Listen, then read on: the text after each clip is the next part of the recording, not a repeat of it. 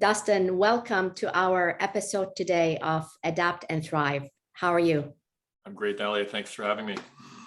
Thank you very much for joining. For those who don't know Dustin, I just wanted to quickly comment on who Dustin is. And Dustin is a veteran mortgage professional. He's a thought leader in the mortgage industry. You've published a fantastic book called Be the Better Broker, Dustin, right? Yep. And Dustin is the president of one of the largest national broker networks here in Canada. Dustin is here with us today to share his thoughts about the environment we're in. As we all know, rates are rising, values are shifting, media is all over the place with respect to what's happening with rates, inflation. And I just thought, we're in for a treat today to hear Dustin's thoughts on the environment we're in and to get some guidance and tips going for how we should plan and manage proactively going forward. So Dustin, welcome.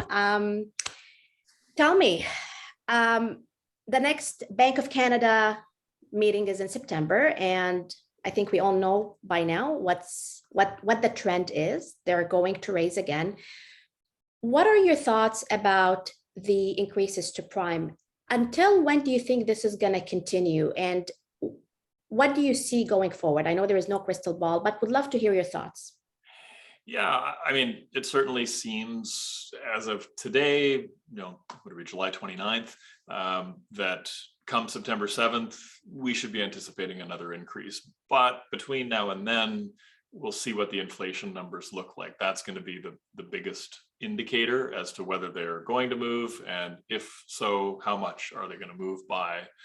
And we would probably, you and I would both agree that the odds are the inflation numbers aren't going to come down dramatically between now and September 7th.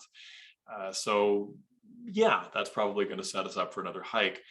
The only reason you can hear some hesitation in my voice there is, the Bank of Canada does understand that there's a lagging relationship between them increasing prime and inflation tapering. So they've increased it significantly, but it will still be a few months out before you'll actually see the tapering from the last hike. So there's wishful thinking, maybe fingers crossed that they will feel like they made that very big move in July, on July 13th, that 1-point hike. And maybe they won't go quite so aggressively. But if we see an even higher number for August inflation, if it's 9% or double digits, then you can probably count on another supersize hike September 7th. Yes. But where everyone gets hung up is on that point. They don't look beyond that, because the real question is, how high are they going to go and how long are they going to stay there? Because a lot of people, the part of the conversations is missing is, and then they're coming back down again at some point. And what is that point? And there's a lot of talk about that point being, as soon as 12 months from now. So is it 6, 12, 18 months out where we've hit the peak, which is perhaps another 1%, 2%? It's hard to imagine it going much higher than that. And then does it come back down again? Almost certainly.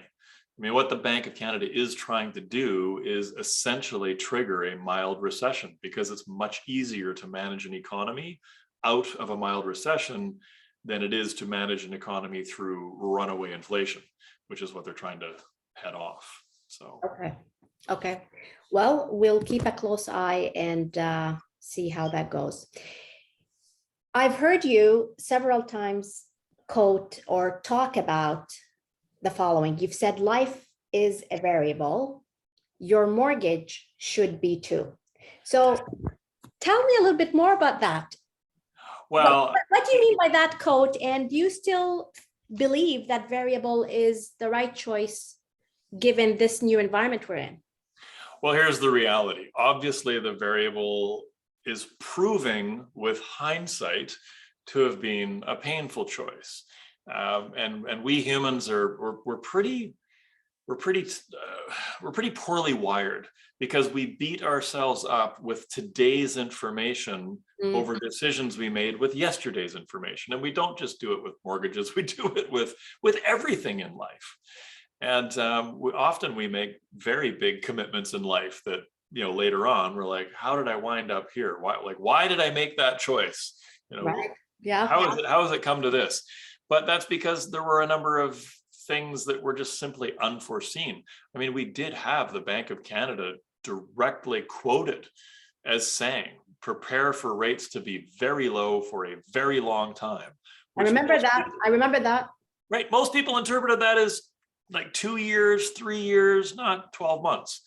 And, suddenly, boom, we're back on the rise. So, that's that guidance that we were given that then, blew up in our faces in some respects. It's a little frustrating because, yes, in hindsight, that 1.75, 2%, 2.25% 5-year fixed may look really good. But where I say life is variable, and why I say the mortgage should be as well, is we had a client in a 1.75% mortgage. I mean, we had more than that, but there's this one situation that really jumps out, and there's hundreds, if not thousands of stories similar to this client's. So he's less than 1 year into a 1.75 5-year fixed. It was about a $1.1 million mortgage, and life changed. And he had to sell that property. He was not moving the mortgage to a new property. He was actually leaving the country due to some family issues and whatnot. That was it. Like, life took a hard left on him out of the blue. And he paid an interest rate differential penalty, as you do with 5-year fixed products and longer, 7-year, 10-year in particular, in that first 5 years with a major bank. The penalty was $80,000. It was $78,000. Oh, Right, like a 7% of balance penalty. Had he been in a variable rate mortgage at that time, his penalty would have been around $5,500. $5,500 versus $78,000. Like, just a staggering difference. And rates had ticked up slightly at that point. Like, the market rates were about a half point higher, but not a whole lot higher. And that's the reality. As rates tick up, and frankly, the way things are wired, even as rates come down a little bit, you're still getting zapped with these interest rate differential penalties one way or another. Mm-hmm. Mm-hmm. I mean, interest rate differential, it just sounds complicated. And it's never dollarized. There's never a percent or a dollar amount in the mortgage documents, right? But that penalty is triggered by 2 out of 3 Canadians. 2 out of 3 Canadians break their mortgages at an average of 33 months. That's the reality. And certainly, if people are concerned about losing their jobs, if we're going to trigger this recession and they're going to lose a job and they're not going to be able to make payments, and maybe they're going to have to sell their home, then you really, really want to be in a variable rate mortgage. It's the flexibility, right? The flexibility that given life. That's right. That's right. Now, there's a nuance between variable and adjustable rate mortgages. So the variable rate clients, they're all breathing somewhat easy because at least their payment isn't moving, right? Prime is going up, but they have a static payment. So their payment isn't going up. The small percentage of mortgage holders in an adjustable rate mortgage, they've have it a little bit rougher. Like, their payment is actually moving. But again, for most of those folks who took the mortgage at the rock bottom, they were getting a deep discount. Their net rate today is still only about 3.5%. Mm-hmm. Mm-hmm. And they were stress tested. They were qualified at 5.25%. So they're not comfortable maybe making that payment, but they're more than capable of making that payment. Yeah, great points. For those who are in an adjustable product where their payments is changing as prime goes up, what are some of the strategies you're recommending these days to help better manage cash flow and the monthly budget?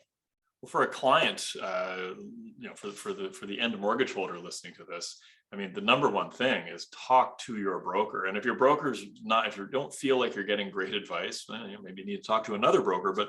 But the bank, the actual lending institution, is much more limited in what they can suggest. They tend to just simply suggest locking in.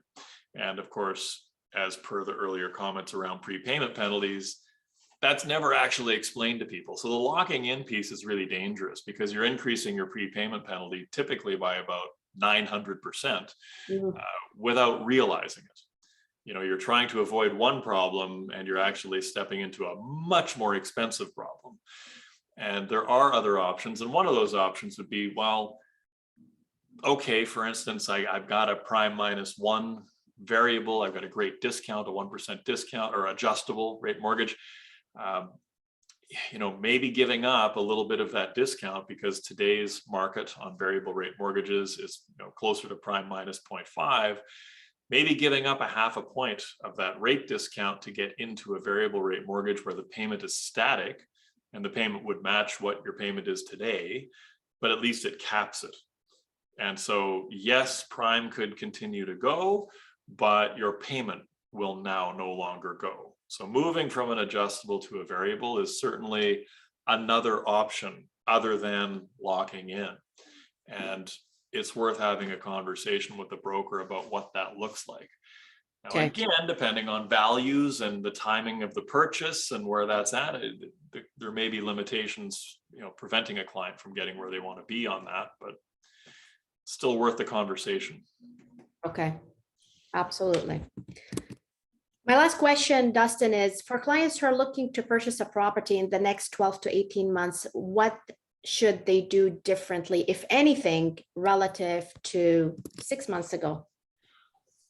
Well, I'll tell you one thing I think they should do that's the same, and it touches on an earlier question you asked, is seriously consider a variable rate mortgage.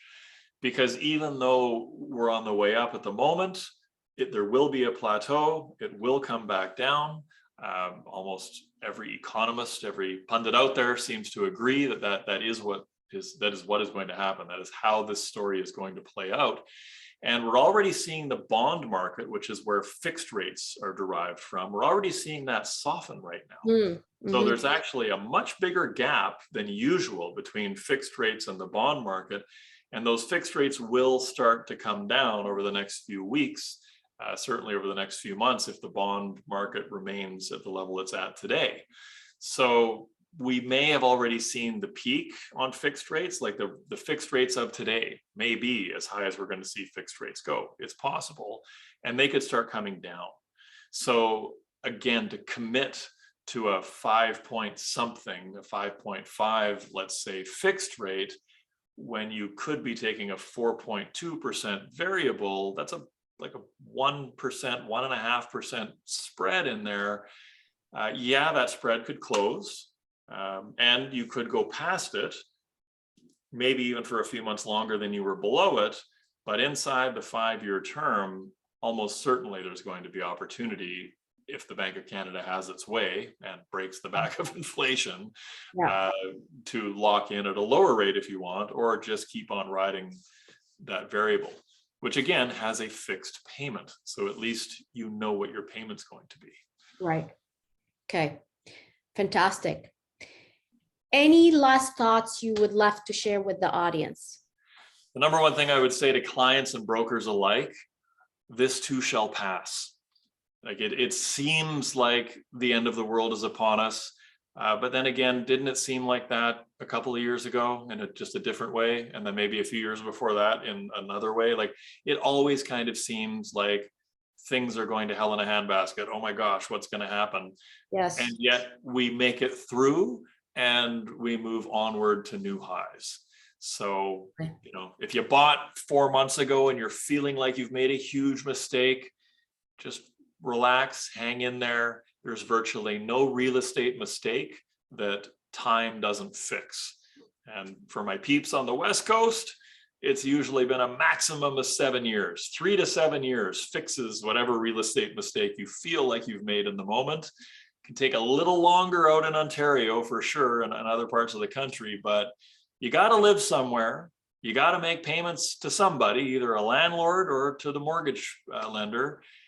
In the long run, you're going to be glad you kept paying yourself rather than paying somebody else. So just stay the course, hang in there, do what you got to do. And remember these words 5, 7, 10 years from now. Love that advice. And we're going to look back at this conversation fast forward 7 years and remember these words that you shared with us today. Thank you, Dustan, so much for the valuable tips and for your insights. Really, really appreciate it. Thank you. Thank you, Dalia. Have a great day. You too.